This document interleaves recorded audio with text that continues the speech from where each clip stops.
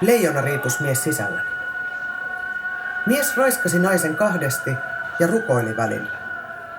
Minäkin rukoilen, pimeällä sivukadulla, kun ohitan niitä. Pidennän askeleita, puristan käsilaukkua, Tapanila, Pori, Kempele, Saarijärvi, Raisio. Vilkuilen sivuille, ei kun katse maahan. Mä katseen luon alas asfalttiin. Suomessa joka kolmas raiskauksesta tuomittu on ulkomaalaistaustainen.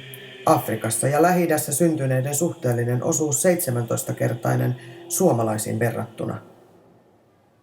Luen lehdestä. Odottelu kasvattaa turhautumisen ja radikalisoitumisen riskiä. Ongelmia syntyy, kun maahanmuuttajat ovat toimettomia. Raiskauksia ehkäisisi työnteon nopea salliminen, mielekäs tekeminen ja informaatio. Naista ei saa raiskata. Jopa 90% maahanmuuttajataustaisista naisista on kokenut kotiväkivaltaa. Tarvitseeko Suomi tällaisia opetuslapsia? Tarvitsevatko suomalaisnaiset kotouttamista päivitettyyn Suomeen? Opiskelijoita ohjeistetaan piilottamaan avarat kaulaaukkonsa, etteivät turvapaikanhakijat hämmenny. Näkevätkö he naisen paljaan kaulan ensi kertaa?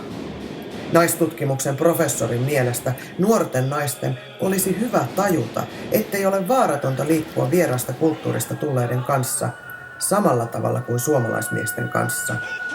Moni maahanmuuttaja on kuulemma parhaassa seksi-iässä. Feministit muistuttavat, suomalaismieskin raiskaa. Hirveetä rasismia täällä, ei ketään saa kiusata, pitää vain halata ja nussia. Hetkeksi unohdan, että 99% ulkomaalaistaustaisista miehistä ei raiskaa. Viime vuonna tuomitut mahtuvat pikkupussiin. Mutta edelleen pimeällä sivukadulla. Pidennän askeleita, kun näen niitä.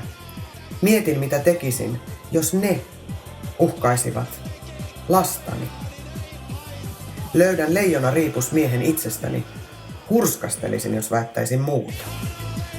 Jokaisesta suomalaiskodista löytyvät polttopullon raaka-aineet.